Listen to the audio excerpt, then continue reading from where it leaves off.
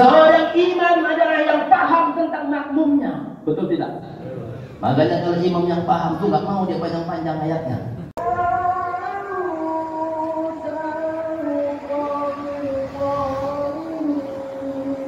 Assalamualaikum teman-teman sekalian.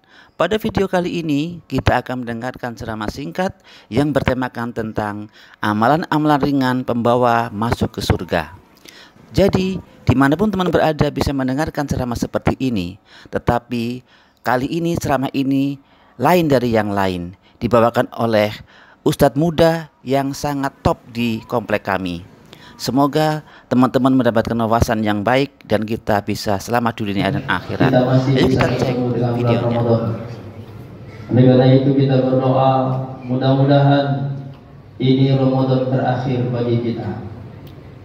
Amin. Ada yang amin. Berani juga. Mudah-mudahan Ramadan yang akan datang kita masih diberikan kesempatan bertemu dengan bulan Ramadan. Baru berani. Bapak Ibu yang dimuliakan oleh Allah, di dalam sebuah hadis Rasulullah Sallallahu Alaihi Wasallam menceritakan kepada para sahabat peristiwa ini. Disebutkan dalam riwayat hadis itu ketika saat Rasulullah Sallallahu Alaihi Wasallam melaksanakan atau terjadinya peristiwa Isra Mi'raj. Karena dalam peristiwa itu Allah Subhanahu wa taala memberikan kesempatan kepada Rasulullah sallallahu alaihi wasallam untuk melihat surga dan juga melihat neraka. Maka pada saat itulah Rasulullah sallallahu alaihi wasallam sampaikan kepada para sahabat dari hadis melalui sahabat Abu Hurairah, Rasulullah sallallahu alaihi wasallam bersabda, "Ra'aitu rajulan yataqallabu fil jannah fi syajaratin qata'aha min zahri at-tariq kanat tu'zil muslimin." Rawahu Muslim. Hadis ini diriwayatkan oleh Imam Muslim, terdapat dalam Sahih Muslim. Apa yang diceritakan Nabi sallallahu alaihi wasallam dalam hadis ini ketika saat peristiwa Isra Mi'raj itu, Nabi sallallahu alaihi wasallam mengatakan, "Ra'aitu rajulan." Aku melihat seseorang, kata Nabi sallallahu alaihi wasallam. Ra'aitu ini artinya melihat, ra'a itu artinya melihat, tapi maknanya melihat langsung. Jadi artinya bahwa Nabi sallallahu alaihi wasallam melihat langsung. Aku melihat langsung, kata Nabi sallallahu alaihi wasallam, seseorang yataqallabu fil jannah.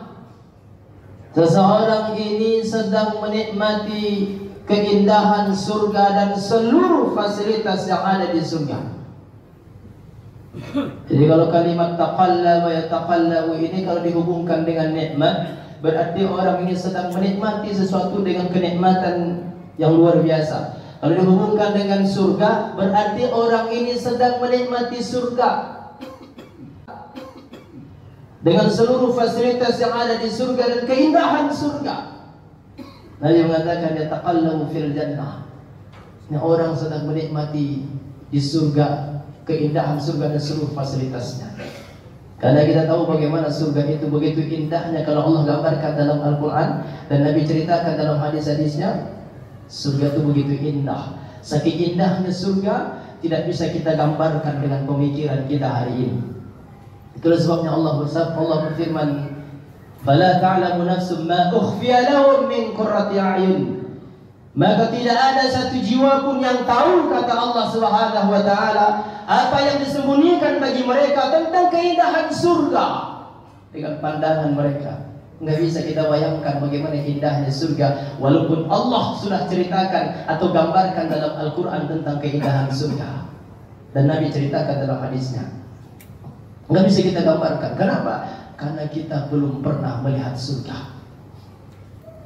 Maka surga itu sangat indah. Dan fasilitas yang ada di dalam surga itu, apa yang kita mau, semuanya ada. Sampai Allah Subhanahu wa taala berfirman, "Walakum fiha ma tashtahi anfusukum, walakum fiha ma tad'un." apapun kata Allah dalam surga itu nanti, jangankan yang kita minta, yang terlintas saja dalam pikiran kita pada saat itu sudah ada di hadapan kita. Baru terlintas dalam pikiran kita. Itulah maknanya matashtahi. Apa yang terlintas dalam pikiranmu saat kau di surga, maka sudah ada di hadapanmu. Walakum fiha ma tad'un, apalagi yang kamu minta. Maksudnya jangankan yang diminta, yang terlintas saja sudah ada, apalagi kalau sampai kita minta. Makanya luar biasa kenikmatan surga itu dan seluruh fasilitasnya. Sampai Nabi SAW juga mengatakan inna fil jannati mi'atu darajah. Sesungguhnya surga itu kata Nabi ada 100 tingkatan. 100 tingkatan surga itu. Paling tinggi adalah surga Firdaus kata Nabi SAW. Wa idza sa'altumullah fas'aluhul firdaus. Maka kalau kamu berdoa kata Allah, minta surga Firdaus. 100 tingkatan. Ada yang paling tinggi surga Firdaus, berarti tingkatan 100. Kadang-kadang ada yang nanya, Ustaz, kalau 100 tingkatan, nanti istri saya tingkat 70, saya 50, kira-kira ketemu nggak? Ada penanya begitu. Kalau jawaban saya, nggak usah mikir ketemu atau nggak dulu. Yang penting apa Pak? Masuk dulu. Masalah ketemu mah gampang, di sana juga banyak gojek. Tinggal di calling. Betul tidak Pak? Gampang, masuk dulu yang penting. Masalah tingkat memang gampang nanti di sana. Yang penting masuk dulu. Makanya kata Nabi SAW berdoa, minta surga Firdaus yang paling tinggi. Jangan minta yang paling rendah. Kadang-kadang kan kita suka nggak enak sama Allah. Karena amalan kita begitu-begitu aja. Akhirnya kita berdoa, ya Allah, berikan aku surgamu yang paling bawah, cukuplah.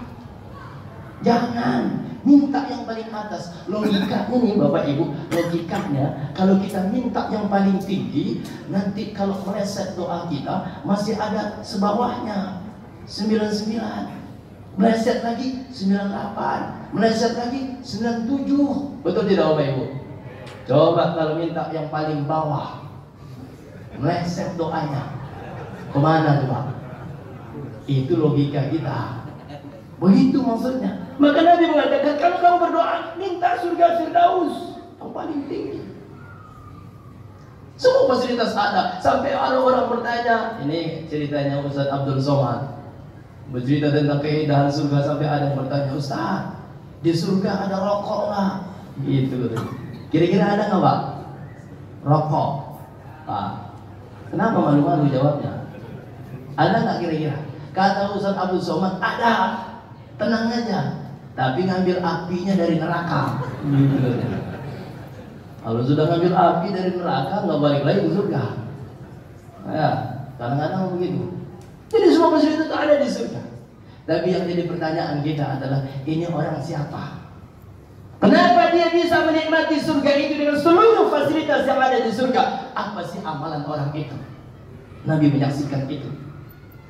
Ternyata Bapak Ibu, ini orang nggak ada istimewa banget, amalannya nggak istimewa, biasa aja. Apa kata Nabi SAW?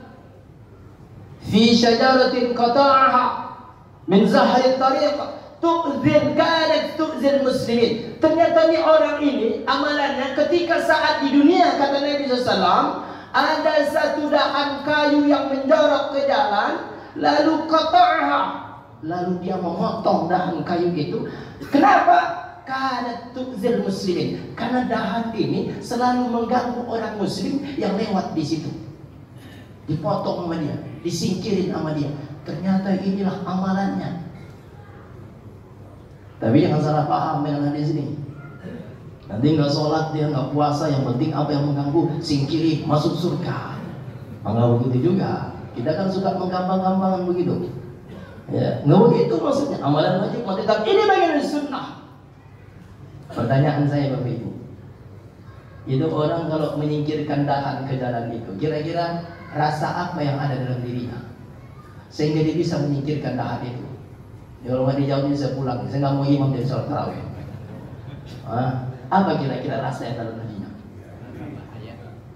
Peduli, kepedulian. Kalau dia tidak peduli, kaget nggak Bapak Ibu?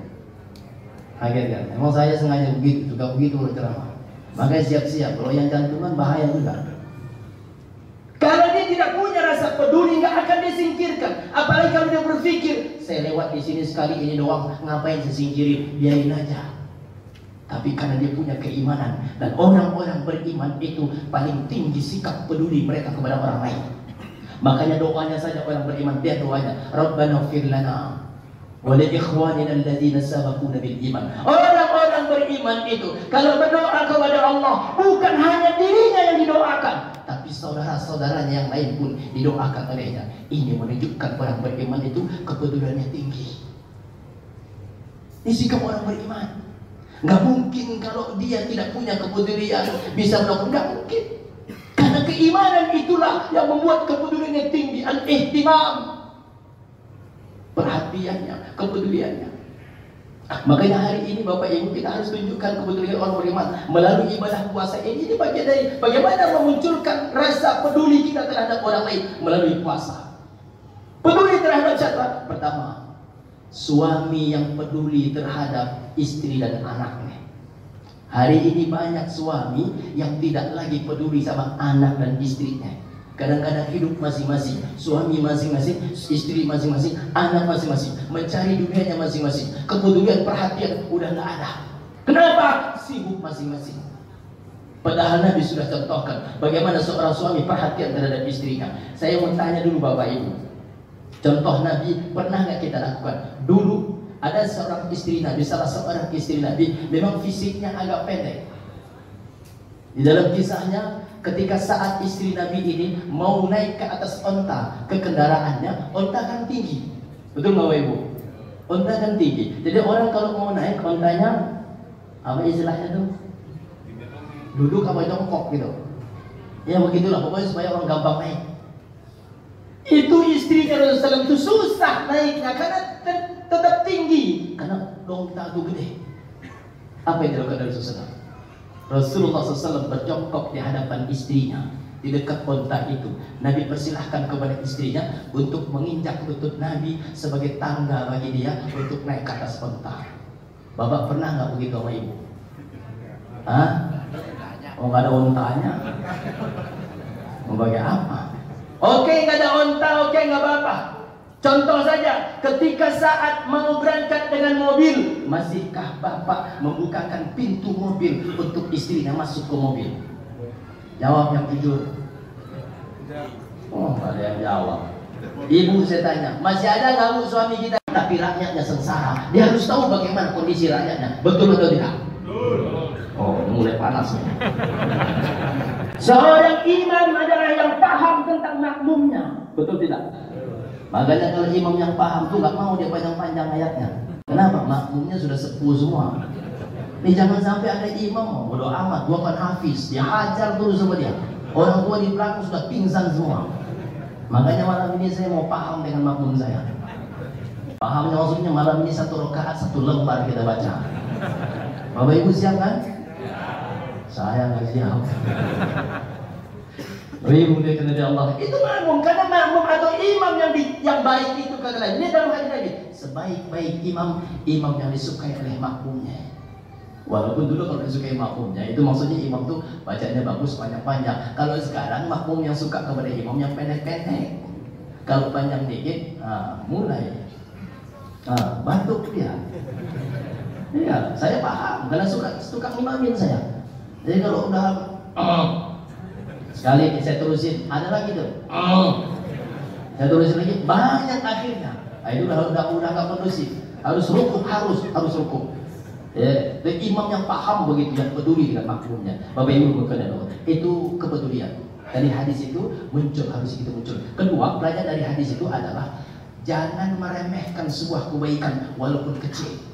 Hanya menyingkirkan satu dahan saja bisa menikmati surga. Maka sekecil apapun amalan baik itu jangan remehkan.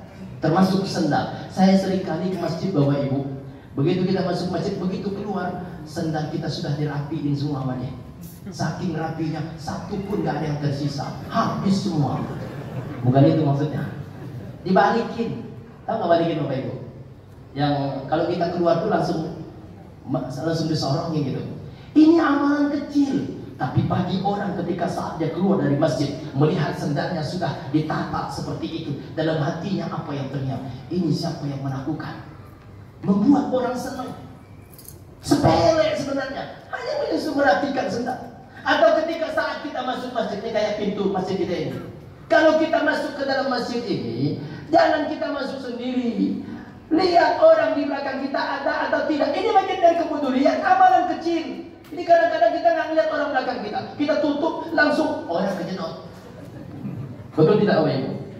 Lihat orang belakang kita, tahan tuh pintu biar orang masuk yang lain setelah kita masuk. Ini orang luar biasa, kecil amalannya tapi luar biasa pengaruhnya. Jangan remehkan sebuah amalan baik. Terakhir, dari hadis itu pelajarannya apa? Jangan selalulah mudahkan orang lain. Mudahkan urusan orang lain, permudahlah. Yassiru wala tu'assiru, permudah, jangan dipersulit. Itu tadi dia menghilangkan dahan itu kenapa? Ingin memudahkan orang yang lewat di situ. Makanya kita jangan suka mempersulit. Ini kadang-kadang kita ada moto setan. Moto setan itu maksudnya kalau bisa dipersulit. Apa tulisannya? Kenapa dipermudah? Itu tuh motonya setan. Ini kadang-kadang kita begitu urusan-urusan. Saya pernah berurusan, ya, itu. Dipersulit urusan saya. Waktu dulu, udah lama.